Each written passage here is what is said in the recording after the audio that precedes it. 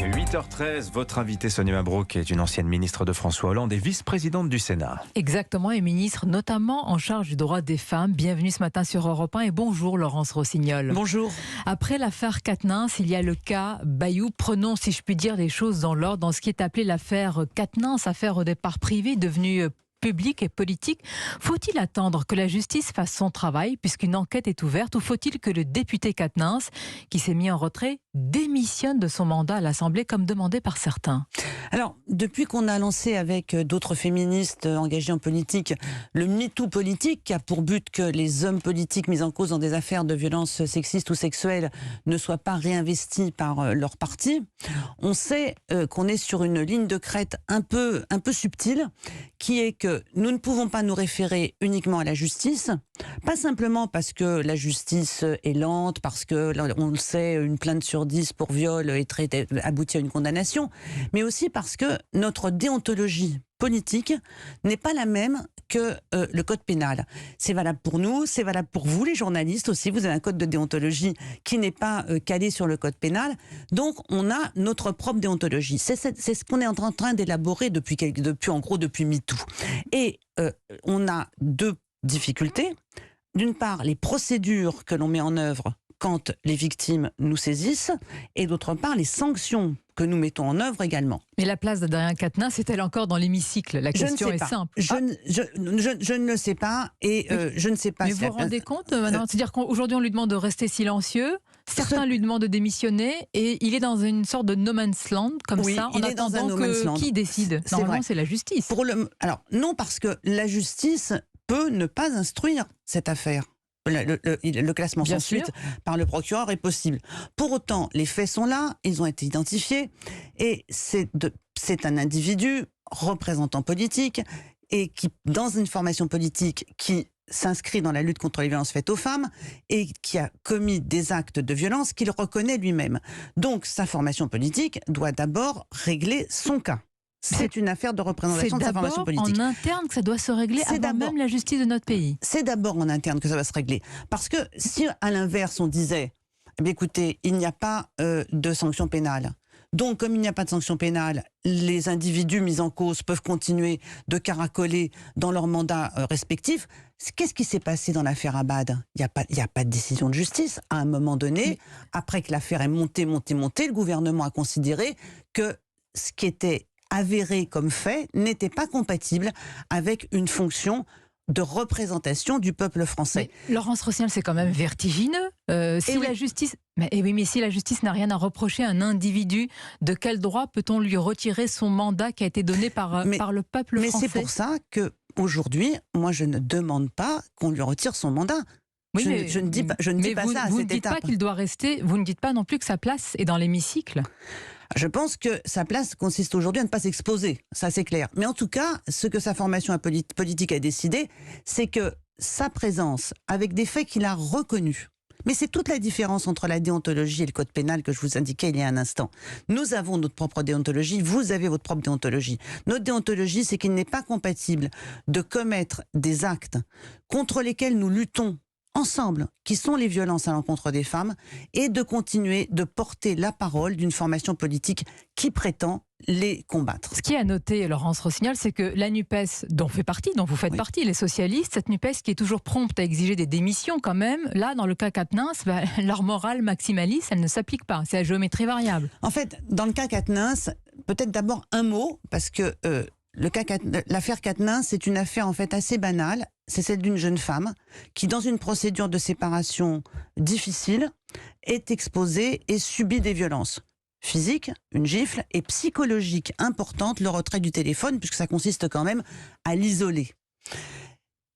Dans cette affaire, cette femme a fait ce que l'on dit aux femmes de faire. Elle est allée au commissariat raconter ce qu'elle avait vécu. C'est ce que l'on dit aux femmes, porter plainte tout le temps. Elle a déposé une main courante. Elle a déposé une main courante.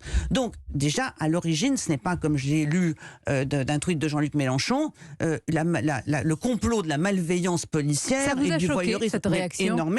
Énormément. C'est-à-dire que, en fait, c'est une stratégie de communication, une stratégie politique, qui consiste d'abord à protéger l'auteur, le transformer en victime, puis ensuite voir ce que ça fait. En fait, on fait d'abord ça, puis après on regarde ce qui remonte dans les médias. Ah, là, vous pointez du doigt Jean-Luc Mélenchon, qui a d'abord protégé, d'ailleurs on peut dire son protégé, Adrien Quatennens, au mépris de la victime. En tout cas, au mépris de la clarté politique, au mépris du respect des engagements de sa formation politique. Et puis, on ne peut pas systématiquement essayer de transformer les auteurs en victimes. Les auteurs sont les auteurs, et la victime, en l'espèce, c'est l'épouse d'Adrien Quatennens. Mais est-ce qu'on l'a écoutée, cette victime, Madame Rossignol? Qu'est-ce qu'elle a dit? Je ne sais pas. Attendez, elle a dit quelque chose d'important. Elle a déposé une main courante, mais elle ne voulait pas, l'épouse d'Adrien Quatennens, que ça aille plus loin. Le parquet a ouvert une enquête, mais on oublie ce qu'elle souhaitait. Ça ne compte pas ce qu'elle a dit. Écoutez, quand on dépose une main courante, on s'expose à ce que le parquet ouvre une enquête. Et c'est d'ailleurs une belle avancée. C'est ce que nous avons demandé toujours aux procureurs et au commissariat. Quand vous avez affaire à des faits de violence faites aux femmes qui vous sont signalés, ne demandez pas à la victime si elle veut que l'affaire soit instruite. Instruisez. Oui, ouvrez une enquête. C'est la puissance publique. C'est la puissance publique qui protège les femmes. Mais on est interpellé ce matin, Laurence Rossignol. On dit il faut écouter la parole des femmes, des victimes, et on va en parler. Mais quand l'épouse d'Adrien Quatennens ne veut pas que ça aille plus loin, on ne l'écoute pas. Elle a fait une main courante, c'est-à-dire qu'elle a indiqué à la puissance publique, en l'espèce la police et la justice, qu'elle avait été victime de violence. Et puis maintenant, l'affaire les faits sont eux-mêmes indiqués par l'auteur des faits. Mais moi, l'affaire Quatennens, c'était au départ une affaire privée, qui concerne un homme public et qui a des conséquences sur sa vie publique. Mais qui en a fait une affaire politique? Mais ça ne devient une affaire politique qu'à partir du moment où Adrien Quatennens se met en retrait et où on voit déferler sur les réseaux sociaux une avalanche de tweets qui sont tous plus laudatifs à son égard. Voilà, abnégation, courage, etc. Non, c'est pas un héros. C'est un homme politique qui a fait ce qu'il devait faire dans la situation dans laquelle il est. Oui, voilà. Mais Madame Rossignol, c'est pas un héros, mais il y a une justice. On est quand même frappé, et en réalité, on se pose la question de ces tribunaux internes que vous êtes tous en train d'ériger, qui est une sorte de justice parallèle par rapport à la justice de notre pays. On n'érige pas de tribunaux internes. On exige que les représentants des formations politiques aient un mode de vie conforme avec ce qu'ils défendent pour la société. Mais qui est l'arbitre de cette conformité? Qui un jour, demain, va dire non mais Madame Rossignol n'aurait pas dû... Mais les partis politiques sont les arbitres eux-mêmes. Je vous rappelle que... Mais c'est vertigineux, ça peut aller très loin. Non, c'est pas vertigineux. Je vous rappelle que les partis politiques sont libres de désigner leurs représentants en leur sein. Ce n'est pas après, les électeurs votent. Mais la désignation, c'est de la totale liberté des partis politiques. Ils choisissent leurs critères. Si un parti politique décidait de continuer de désigner des hommes ou des femmes mis en cause dans des affaires de malversation financière, ça vous choquerait terriblement. Et même si l'enquête n'est pas finie, et même si la personne n'a pas été condamnée. Pourquoi ce qui choquerait pour des malversations financières nous paraîtrait être scandaleux lorsqu'il s'agit de violences physiques ou sexuelles à l'égard des femmes? Donc oui, nous revendiquons, nous partis politiques, notre liberté de choix d'investiture de nos représentants. Dans l'affaire Quatennens, il y a l'ouverture d'une enquête. Nous parlons à présent d'un autre membre de la NUPES qui est dans la tourmente, c'est Julien Bayou. Et je voudrais préciser, j'allais dire par honnêteté, qu'il n'y a ni plainte ni main courante. Et pourtant, il y a eu des accusations relayées contre lui par Sandrine Rousseau qui ont abouti à une sorte de mise en retrait de sa part de la direction du parti Europe Écologie Les Verts. D'abord, Laurence Rossignol, sur la méthode. Est-ce que vous approuvez les méthodes de Sandrine Rousseau? Écoutez, je ne vais pas discuter sur toutes les méthodes de Sandrine Rousseau. En l'espèce, je ne sais rien de l'affaire Bayou. Je ne connais pas les faits qui lui sont reprochés, je ne connais pas les faits qui ont amené à son retrait, et je ne sais pas pourquoi,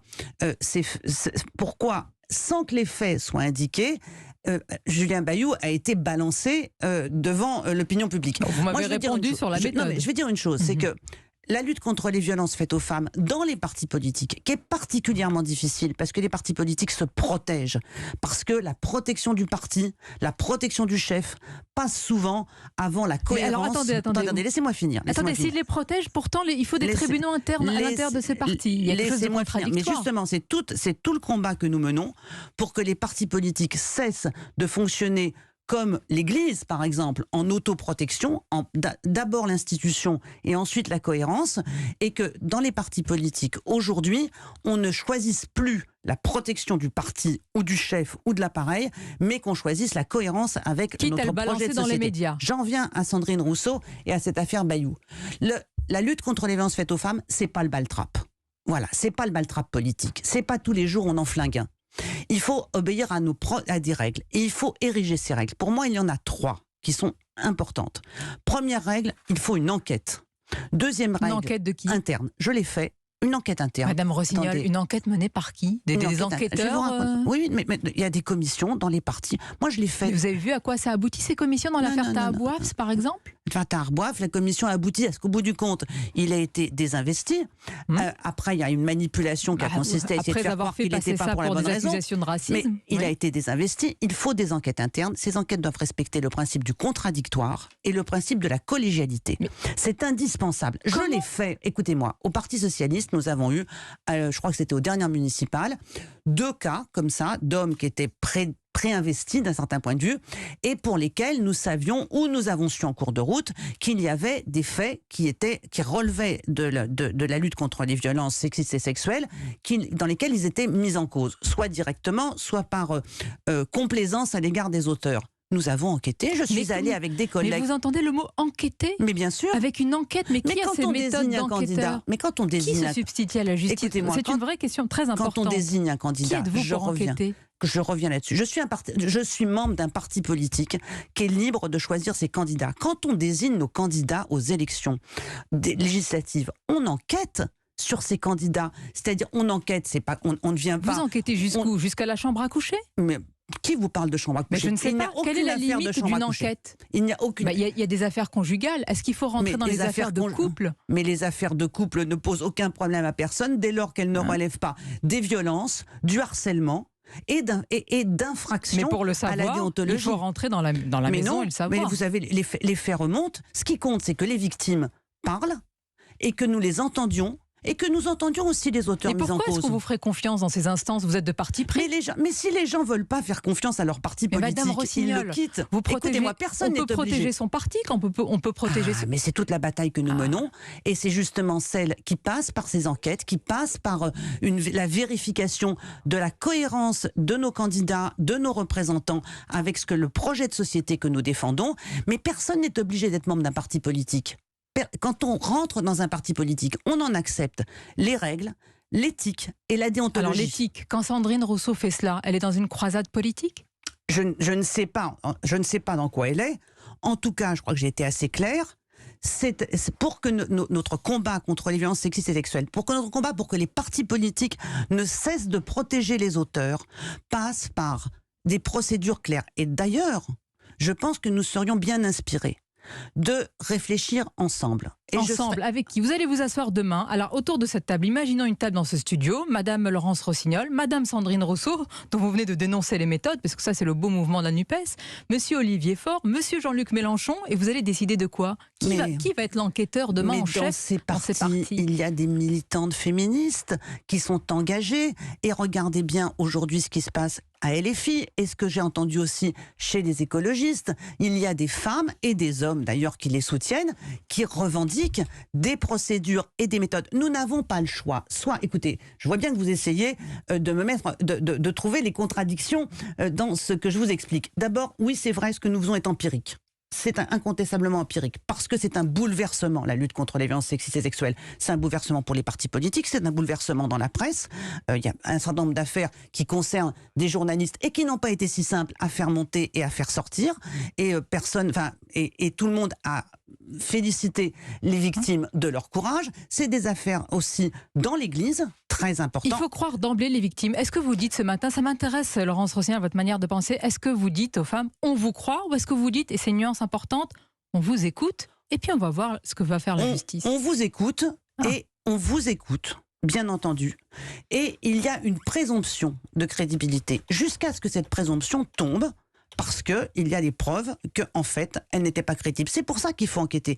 Mais vraiment, nous vivons les uns et les autres dans des mondes qui ne sont pas uniquement soumis à la justice. Nous avons nos propres règles. Vous, les journalistes. Oui, mais et nous, il y a la justice au-dessus. Pas forcément. Pas forcément dans notre pays. Écoute, pas forcément. Je connais des journalistes, des hommes de médias qui, mis en cause dans des affaires qui n'ont pas été réglées devant la justice, ont été écartés de leur fonction parce qu'ils étaient mis en cause et parce que leurs collègues et leur direction ont considéré que les faits étaient suffisamment établis. C'est la question, c'est est-ce que les faits sont établis? Et dans au moins 2 affaires, il a été considéré que les faits étaient établis. La justice n'est pas passée, voire même la justice, je pense à une affaire très particulière, dans laquelle la justice même a considéré qu'il y avait prescription. On va conclure, Laurence Rossignol. Tout ça est empirique. Vous êtes une féministe. Oui. Est-ce qu'on peut en dire un mot quand même, parce qu'on a beaucoup parlé de tous ces sujets, pour conclure sur les femmes iraniennes. Oui. J'espérais que vous alliez m'en parler. Beaucoup de féministes et néo-féministes n'en parlent pas. Écoutez, moi je suis une féministe, j'en ai parlé, elles ont tout mon soutien, leur mouvement est remarquable et ça nous dit une chose, c'est que les mouvements des femmes contre les dictateurs, les fous de Dieu et le mouvement qui consiste pour elles à ôter leur foulard est un mouvement exemplaire. Elles sont d'un courage exceptionnel et les hommes qui sont avec elles aussi. Et peut-être ce sont les femmes qui vont faire trembler le régime des mollahs. Merci Laurence Rossignol d'avoir été notre invitée ce matin.